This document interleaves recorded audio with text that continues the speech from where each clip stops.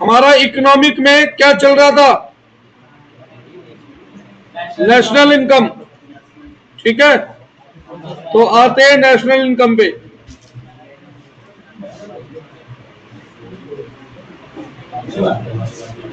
मैंने national income पे पिछली क्लास में कहां तक पढ़ाया था?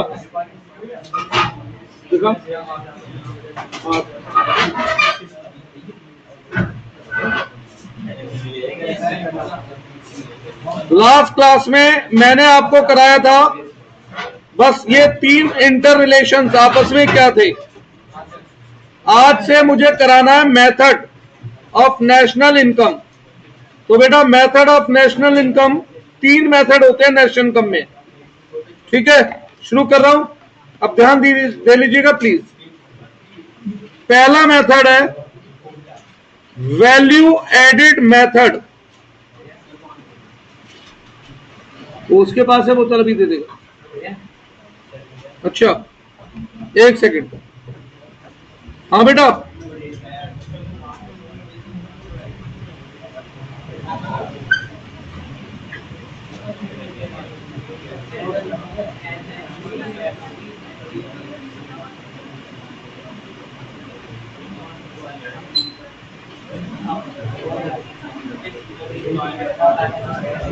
चलिए अब बस शांत। पहला मेथड है value added method.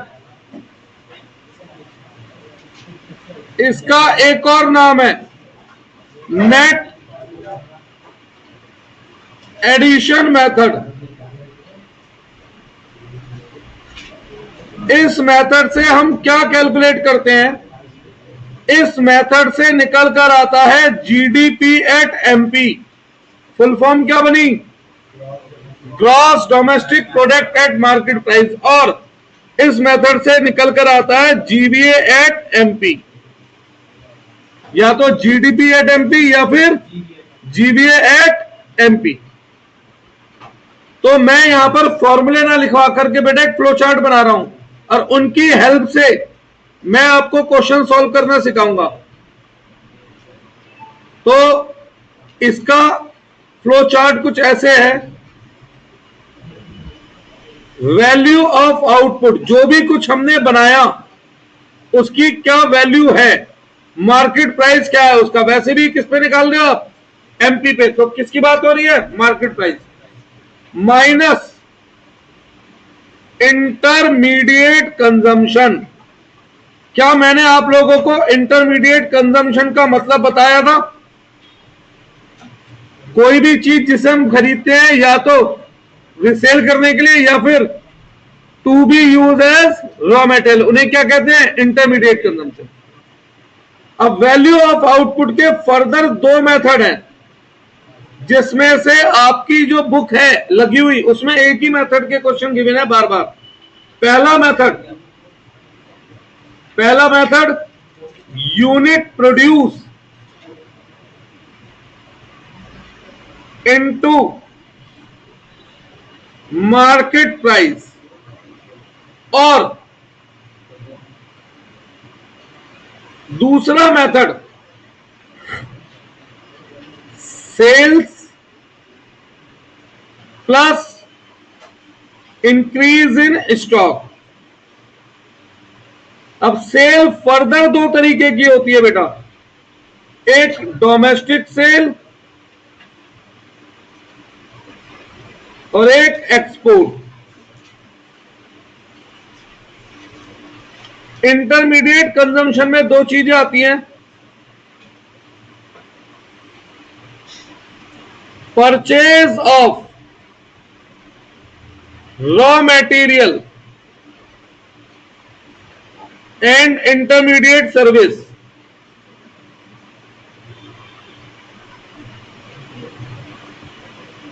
Plus expense on purchase of raw material।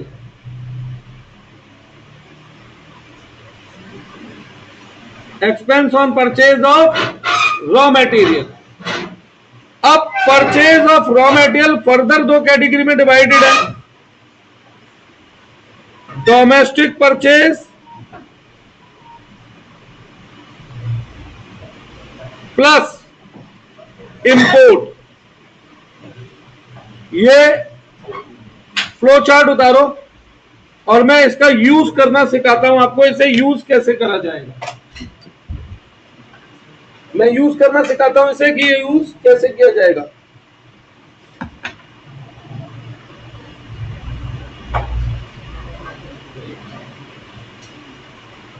Note करो इसे।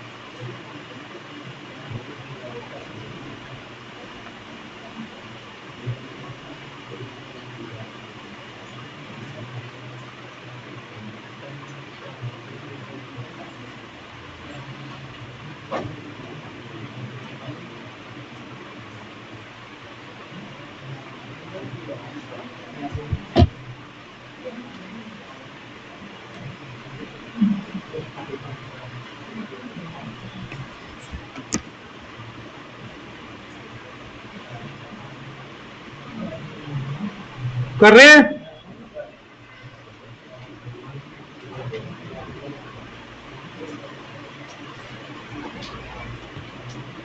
देखो, इस फ्लो चार्ट को बनाने के पीछे मोटिव क्या है बेटा। अगर सपोज करो मुझे सेल दे रखी है, तो सेल के नीचे ये जो दो एलिमेंट है ना, ये मेरे लिए इररेलेवेंट हो जाते हैं, क्योंकि सेल में ये ऑलरेडी क्या है, इंक्लूड, तो मैं इन्हें नहीं लिखूंगा। अगर मुझे वैल्यू ऑफ आउटपुट ही दे दिया तो मेरे लिए सेल, इंक्रीज इन स्टॉक या इसके नीचे के एलिमेंट क्या हो जाएंगे, इररेलेवेंट। परचेज दे रखी है तो डोमेस्टिक परचेज या इंपोर्ट से मुझे कुछ अलग से लेना देना नहीं है। अगर सीधा इंटरमीडिएट कंजम्पशन दे दी तो मुझे इसके नीचे के किसी भी एलिमेंट से कोई भी वास्ता नहीं है। ठीक है, अगर हम फॉर्मूले करते हैं तो बुकों में कई बार दिखता है कि कोई चीज कभी तो ऐड कर रहे हैं, कभी इग्नोर, तो इस फ्लो चार्ट से हमें पता लग जाएगा कब उसे कंसिडर करना है और कब उसे इग्नोर करना है। सही है, चलिए एक क्वेश्चन दू अब। करा नोट बेटा ये नहीं, तो एक क्वेश्चन लिखो।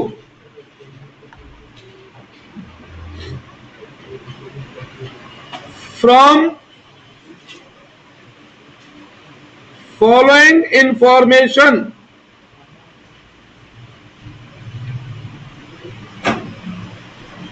Calculate national income.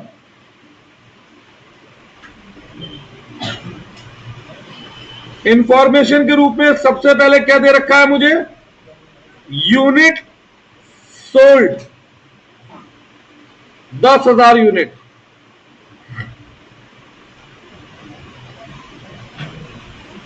Increase in stock 2,000 unit, market price per unit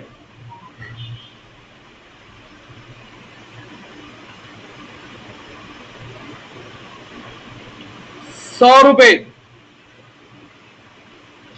purchase of machinery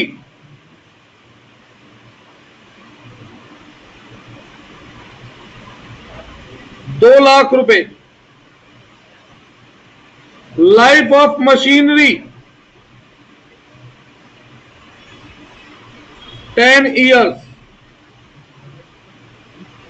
purchase of single use commodity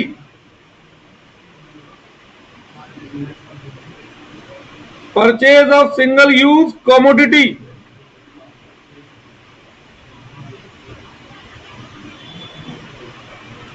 4 lakh रुपए, एक्सपोर्ट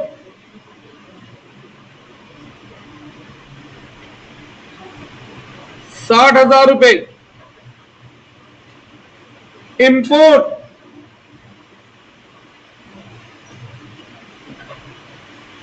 40,000 रुपए, carriage inward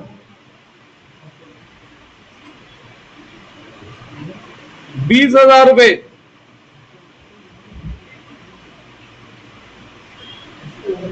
net factor income to abroad -10,000 रुपए। नेट इनडायरेक्ट टैक्स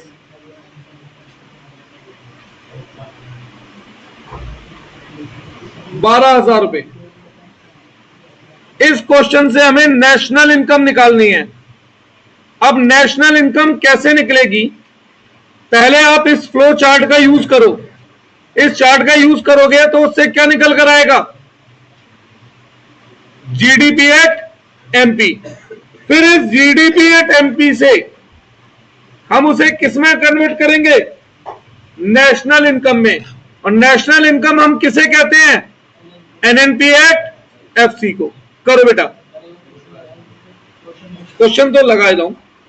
ये रहा, कोशिश करो।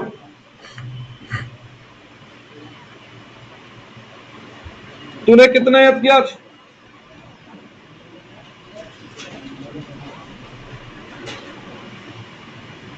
Hello, कितना याद किया बेटा?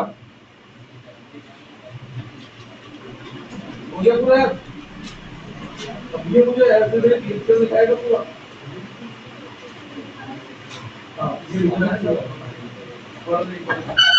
क्या रहा है स्कूल में?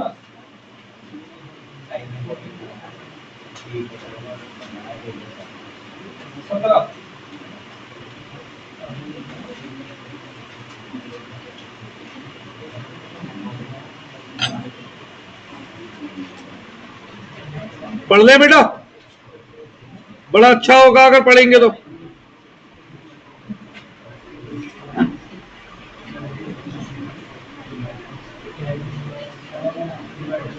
क्या मैं करके दिखाऊं इसे?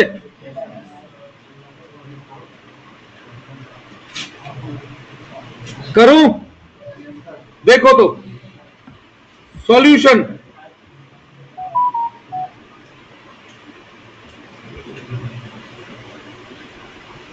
सॉल्यूशन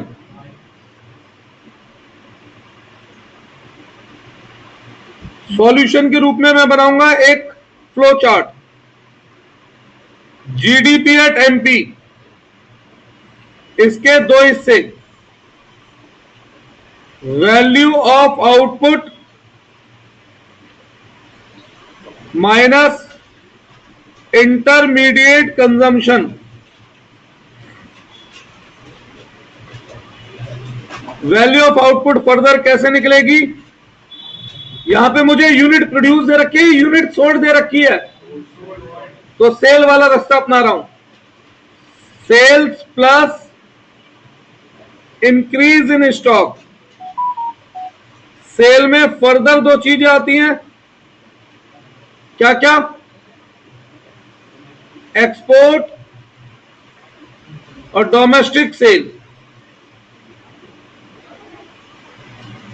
इंटरमीडिएट कंजम्पशन में फर्दर दो चीजें आती हैं, purchase of raw material plus expense on purchase of raw material. और परचेज में फर्दर दो चीजें आती हैं, डोमेस्टिक परचेज और इंपोर्ट। ठीक है, क्वेश्चन नोट कितने जनों ने करा? तो जो क्वेश्चन है बस उसे उसकी जगह पे लिखते जाओ। यूनिट सोल्ड है 10,000 और प्राइस है 100 रुपए पर यूनिट, तो सेल्स कितनी हुई? हाँ बेटा, यूनिट सोल्ड 10,000 और मार्केट प्राइस पर यूनिट 100, तो सेल्स कितनी हुई? कितनी? 10 लाख। तो लिख दो सेल्स में 10 लाख। क्या इतना सोचना है? इंक्रीज इन स्टॉक कितनी यूनिट है? 2,000 और एक यूनिट का प्राइस क्या है? 100 रुपए। तो इंक्रीज इन स्टॉक कितना हुआ? नहीं दिखा? अच्छा, अभी अभी क्या होगा, अभी तक तो था।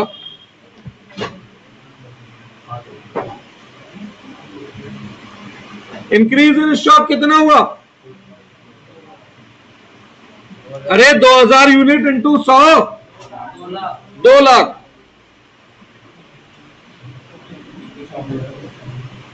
बेटा प्राइस मार्केट यूनिट में कोई ना लिखते हैं अकाउंट्स। अब परचेज ऑफ मशीनरी कहेगी, कोई डाउट इसमें? लिखो और काट दो।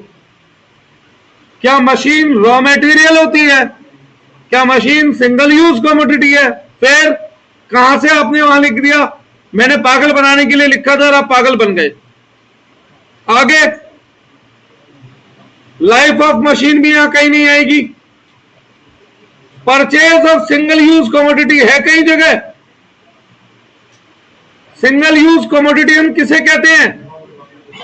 रॉ मटेरियल को कहते हैं सिंगल यूज कमोडिटी। तो है जगह, ये रही 4 लाख रुपए।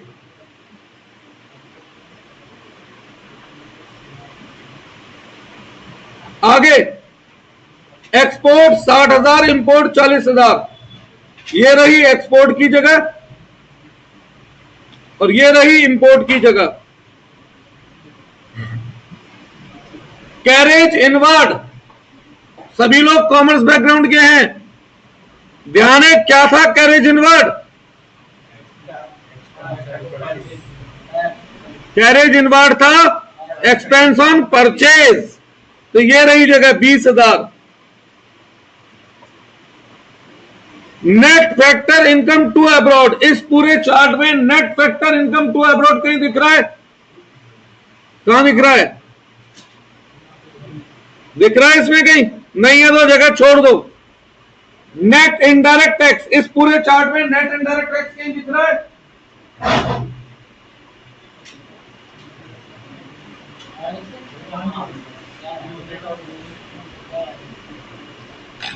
दिख रहा है कहीं?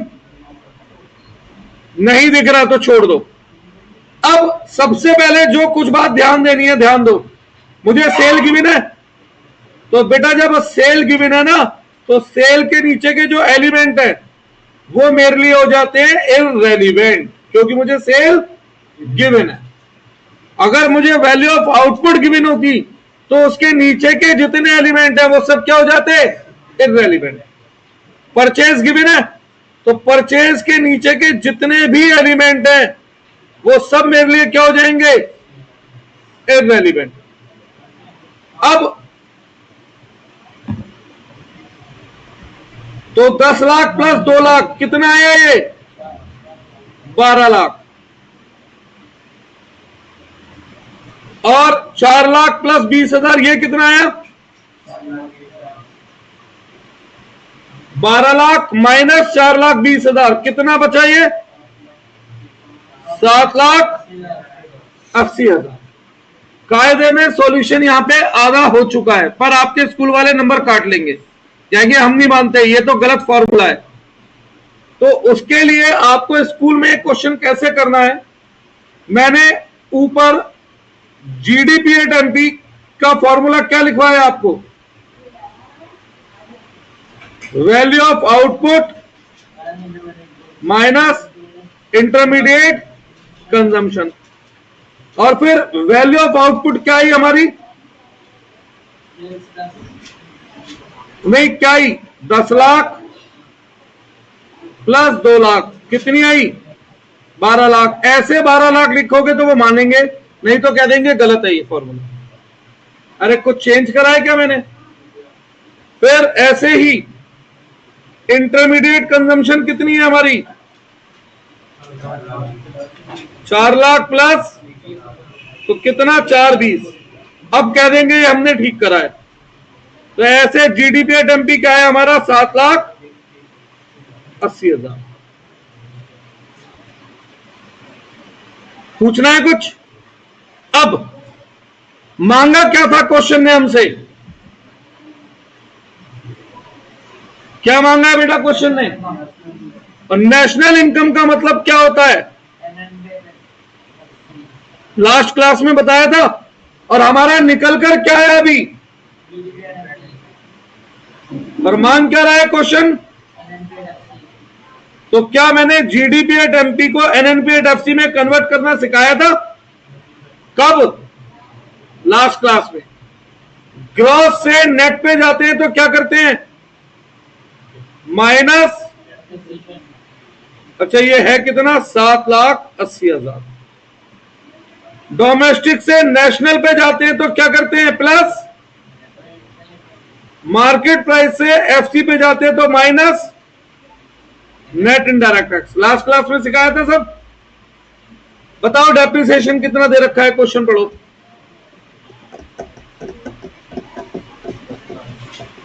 डेप्रिसिएशन कितना दे रखा है बताओ।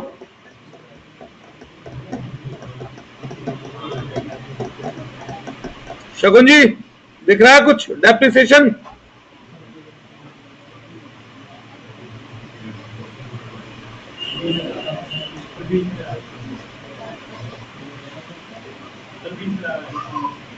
बीस। कैसे? अरे भाई, डेप्रिसिएशन का मैंने बताया था formula, cost of asset minus scrap value upon life. तो मशीन की कॉस्ट कितनी दे रखी है? स्क्रैप वैल्यू दे नहीं रखी और लाइफ है 10 साल, तो डेप्रिसिएशन 20,000। लिखो 20,000। एनएफआईए कितना दे रखा है बताओ। एनएफआईए कितना दे रखा है?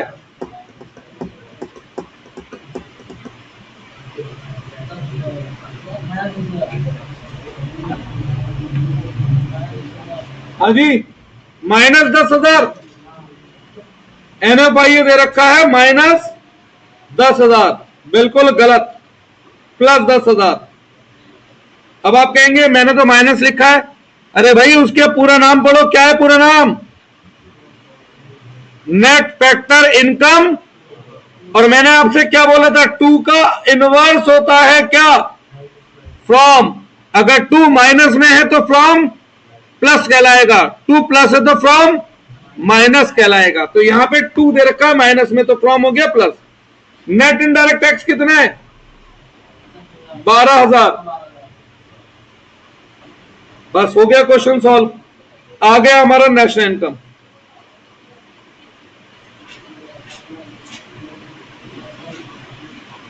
एक क्वेश्चन दे रहा हूं, आप लोग मुझे खुद करके दिखाएंगे।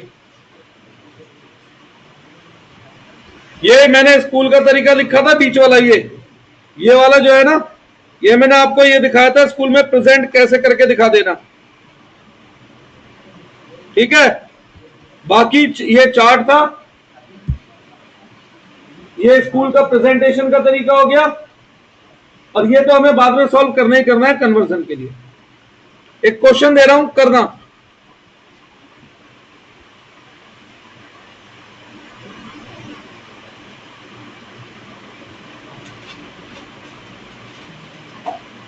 From following information calculate NVA at FC। Information के रूप में हमें क्या क्या दे रखा है? सबसे पहले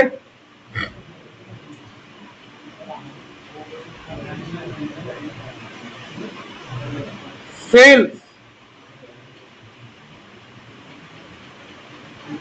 5 लाख रुपए। सेकंड, डिक्रीज इन स्टॉक 50,000 रुपए। थर्ड,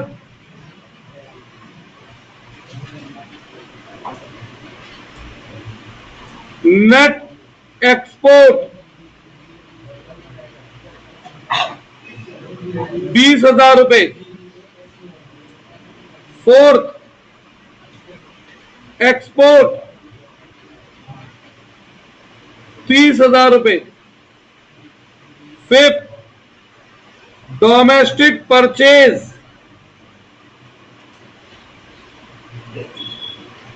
2,30,000 रुपए। सिक्स, इंपोर्ट ड्यूटी 2,000 रुपए। 7 consumption of fix capital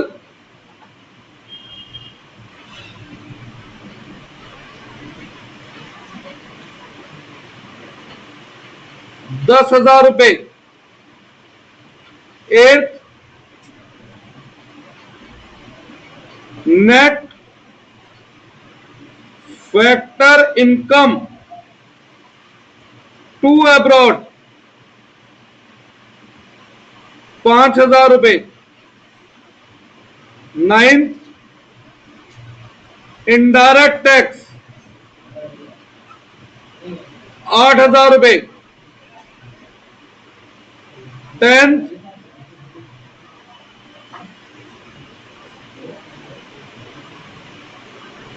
subsidy 2,000 रुपए। चलिए करिए एक क्वेश्चन सॉल्व, लगाइए इस क्वेश्चन में माइंड।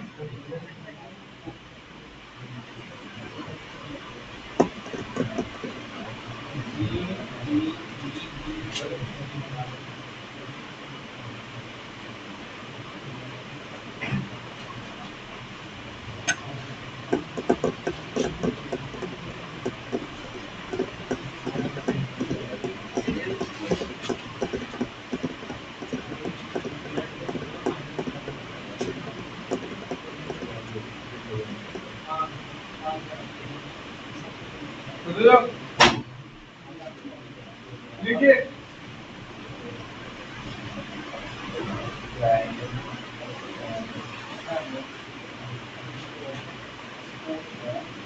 अब तो पूरा क्लियर विजिबल है।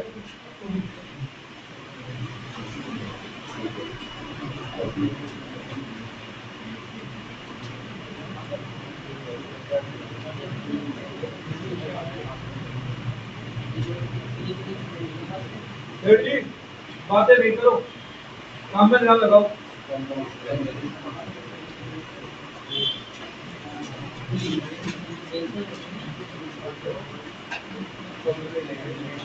हाँ यही है, जो मेथड सिखाया वही तो दूंगा भी, जो सिखाया नहीं वो दूंगा क्यों बेटा? रिपोर्ट है ना।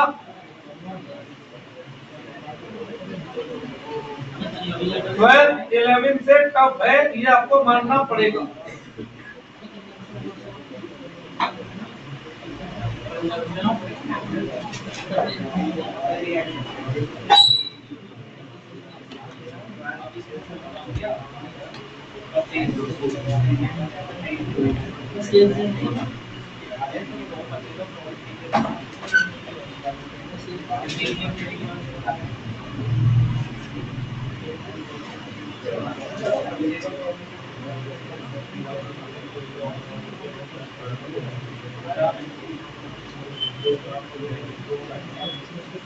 इसी का तेरा कब से डेट ऑफ रेन्यूअल वहां से क्या है? 5 वो डेट वैसे करेंगे, वो इतना तेरे को बता, मैं वैसे एक्सटेंड कर दूंगा, है ना।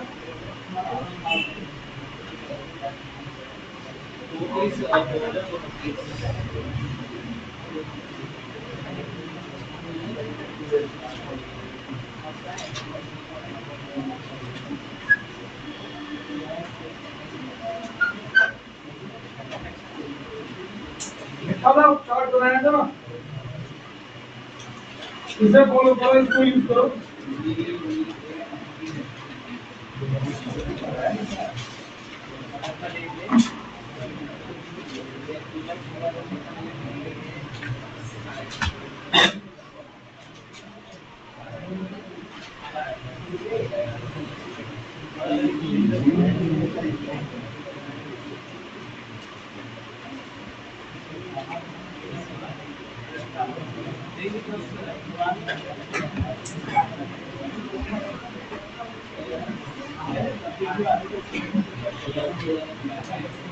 मैं करवाऊं, सुनो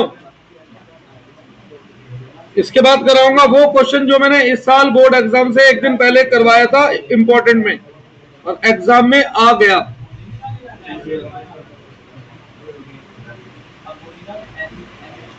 सॉल्यूशन क्या निकालता है चार्ट से हमारा? जीडीपी एट एमपी बोल दो, या फिर इसे क्या कह सकता हूं मैं? GVA at MP. तो दो चीजें क्या क्या आती थी? Value of output minus intermediate consumption.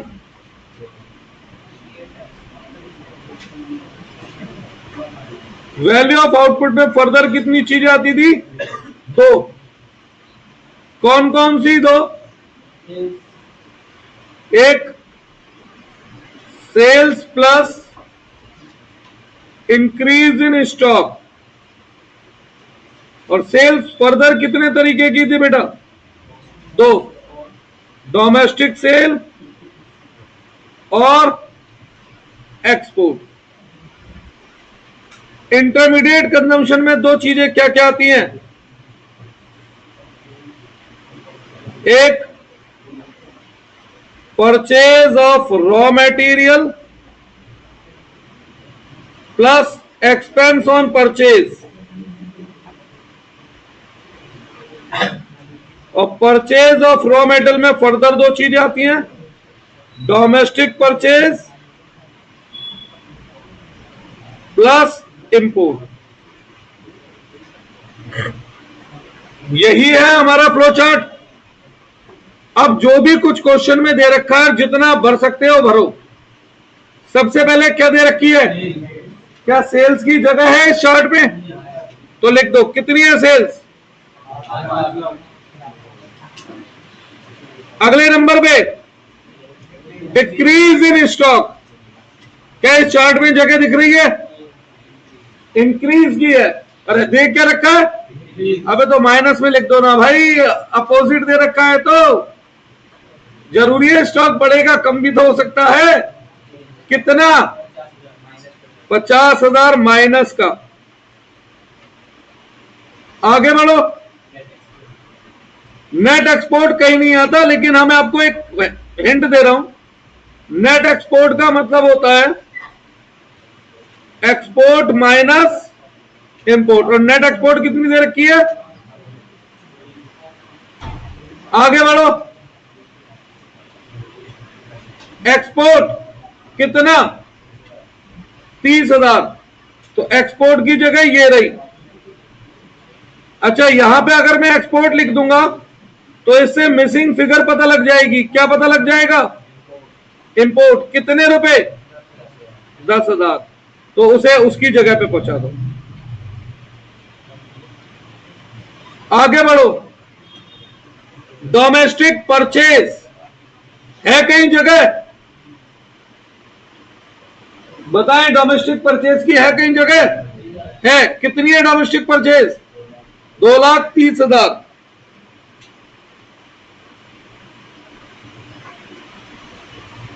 आगे बढ़ो। इंपोर्ट ड्यूटी है कहीं जगह? इंपोर्ट ड्यूटी की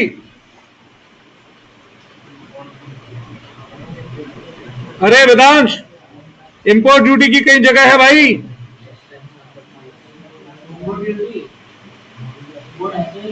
कहाँ है? अरे एक्सपेंस ऑन परचेज में आएगा ना ये। कितना? 2,000। आगे बढ़ो। कंजम बेटा, इंपोर्ट ड्यूटी मतलब जो माल विदेश से इंपोर्ट कर रहा हूं उस पर टैक्स। आगे बढ़ो।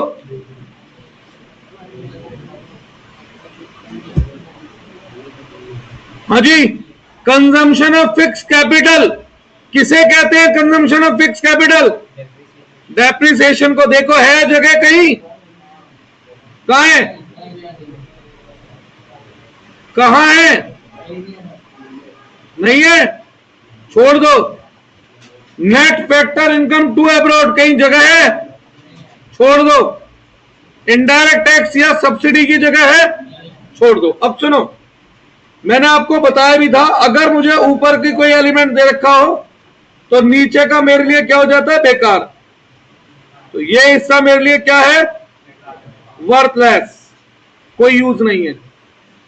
50,000 माइनस 5,000, वैल्यू ऑफ आउटपुट कितनी आ गई। अब क्या मुझे परचेज दे रखी है, दे रखी है नहीं, तो ये मेरे काम के हैं। डोमेस्टिक परचेज प्लस इंपोर्ट क्या बन गई, परचेज, और purchase plus expense on purchase क्या बन गया, इंटरमीडिएट कंजम्पशन। निकाल दो अब GVA eight MP.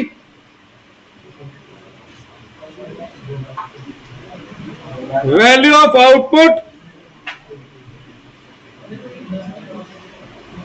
Minus intermediate consumption. Value of output कितनी आई है हमारी, इंटरमीडिएट कंजम्पशन कितना है, तो 2,08,000 आया GVA eight MP. GVA eight MP आया है हमारा 2,08,000। अब क्वेश्चन मांग क्या रहा है हमसे, एनवीए एट एफसी मांग रहा है। तो ग्रॉस से नेट पे जाना हो तो क्या करते हो, माइनस डेप्रिसिएशन। देखना कहीं डेप्रिसिएशन है ऊपर क्वेश्चन में, क्या है डेप्रिसिएशन का दूसरा नाम, कंजम्पशन ऑफ फिक्स कैपिटल 10,000।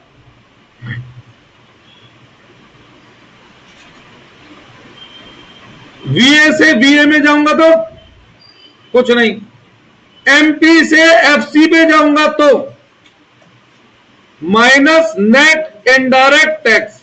और बेटा नेट इनडायरेक्ट टैक्स कैसे निकलता है, इनडायरेक्ट टैक्स माइनस सब्सिडी। तो नेट इनडायरेक्ट टैक्स है माइनस का 2,000, तो मुझे माइनस करना है माइनस का 2,000। तो इन शॉर्ट ये वापस क्या हो जाएगा, माइनस या प्लस, प्लस हो जाएगा। तो ऐसे आंसर आया 2 लाख। देखो आराम से,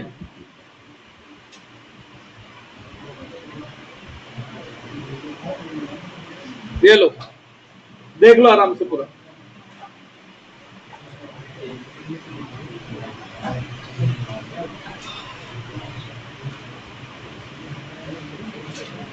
फुल सॉल्यूशन है।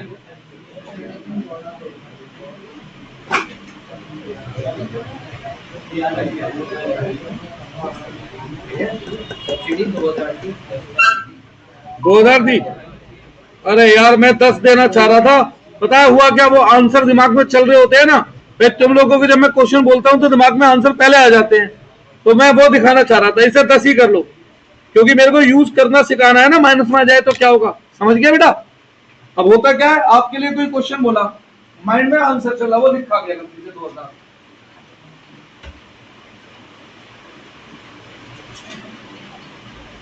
दो अगला क्वेश्चन,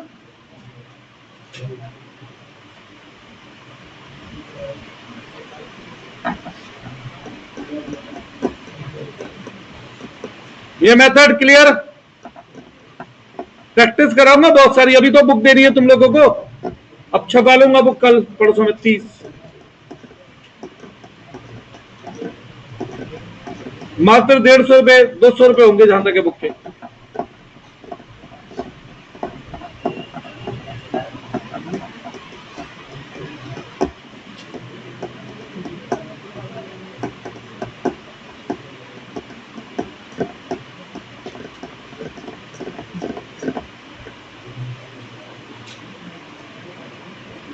आगे बढ़े,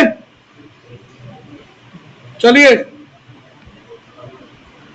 अगला क्वेश्चन लिखो।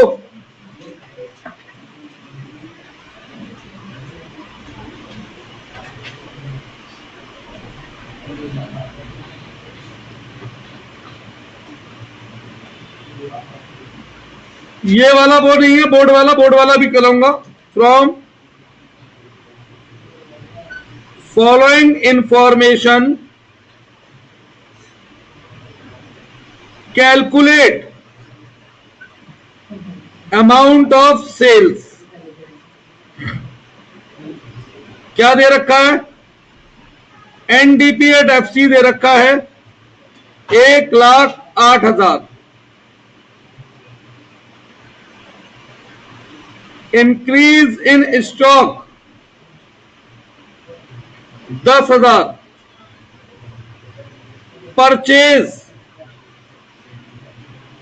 1,00,000।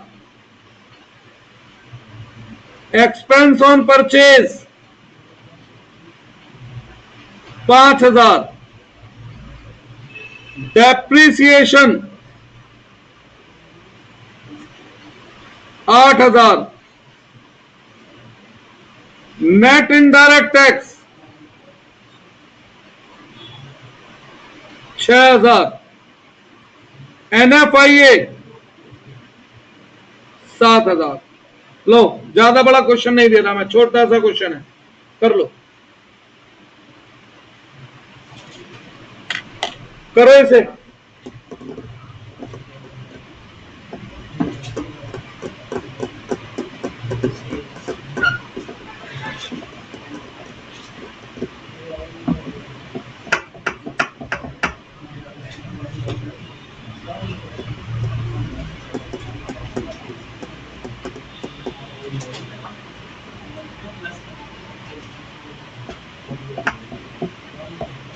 मैं जितने क्वेश्चन अपने आप से बोलूंगा ना, कभी भी मेरा क्वेश्चन रिपीटेड नहीं मिलेगा। हर क्वेश्चन में मेरे में कुछ ना कुछ आपको डिफरेंस दिखेगा, और जहां क्वेश्चन रिपीट होगा मैं वहां छोड़ दूंगा।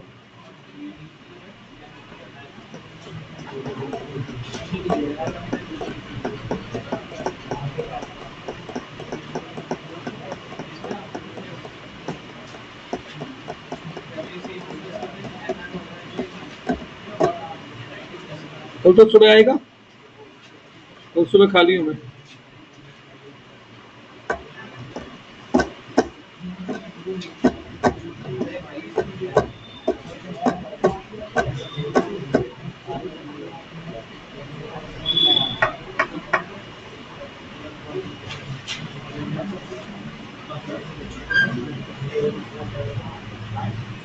त्यागी जी हो रहा है, दिमाग लग रहा है। हिंदू कैसे होगा? सुनो, हिंट देता हूं, सॉल्यूशन। बस ये बताओ, जो मैं आपको ये फ्लो चार्ट बनवाता हूं उसकी शुरुआत कहां से होती है? जीडीपी एट एमपी से। उसके अंदर दो चीजें, क्या क्या? वैल्यू ऑफ आउटपुट और intermediate consumption. Value of output में फर्दर दो चीजें आती हैं, sales plus increase in stock, और इंटरमीडिएट कंजम्पशन में purchase plus expense on purchase. ऐसा ही है ना? अब एक बात बताओ, क्वेश्चन मुझसे मांग क्या रहा है? तो क्या नीचे से जाके ऊपर का जीडीपी एट एमपी निकाल सकते हैं आप? जब नीचे चीजें ही गिवन नहीं है, तो इसका रास्ता क्या है? ऊपर से कहीं से जीडीपी एट एमपी लाओ और उसके बाद ये चार्ट लगाओ। तो इसका मतलब आप पहले इस एनडीपी एट एफसी को किसमें कन्वर्ट करेंगे, उसके बाद उसे यहां पुट करो और उसके बाद क्वेश्चन में निकाल दो। कुछ भी नहीं था, ठीक है? एनडीपी एट एफसी कितना दे रखा है? 1,08,000। इंक्रीज इन स्टॉक 10,000 जगह पे लिख दिया। परचेज 1,00,000 जगह पे लिख दिया। एक्सपेंस ऑन परचेज 5,000 उसकी जगह पे लिख दिया। डेप्रिसिएशन नेट से ग्रॉस पे जाते हैं तो क्या होता है? डेप्रिसिएशन प्लस होता है, कर दो प्लस। डोमेस्टिक से डोमेस्टिक के लिए कुछ नहीं होगा, एफसी से एमपी पे जाएंगे तो नेट इनडायरेक्ट टैक्स भी क्या होगा बेटा? प्लस होगा, कर दो। जीडीपी एट एमपी कितना आया? 24 या 22? फिर से कर ले भाई, मैथ्स ले रखी है वो तो बच्चों ने, तब ये हालत है, हैं? 1,22,000। अब नहीं निकाल सकते क्या इस एक्स को, बताओ आप, सुनो तो कितना सीधा है। 1,22,000 is equal to x plus 10,000 minus 1,00,000 plus 5,000। कर लो सॉल्व, हो गया क्वेश्चन सॉल्व यार। कहा था मुश्किल, किन्हीं वजहों से मैं फ्लो चार्ट करवाता हूं कि ऐसे क्वेश्चन एग्जाम आ गए तो दिमाग चला पाएंगे। अभी मैं 2 क्वेश्चन और कराऊंगा वैल्यू एडिट में, उसके बाद दूसरे मेथड से कुछ करूंगा।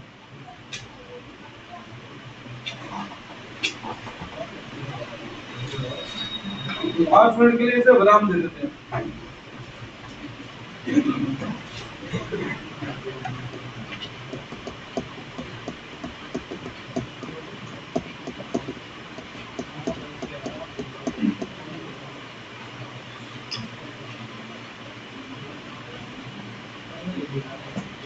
क्लियर है सॉल्यूशन बेटा ये नहीं?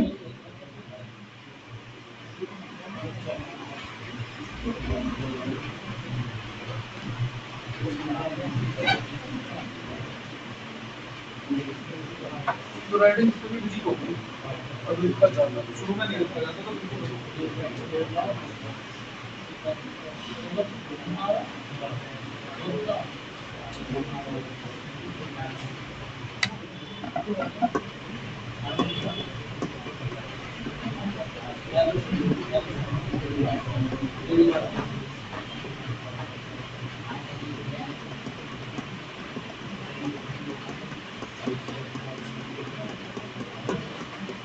बैठ जा, खत्म करूं?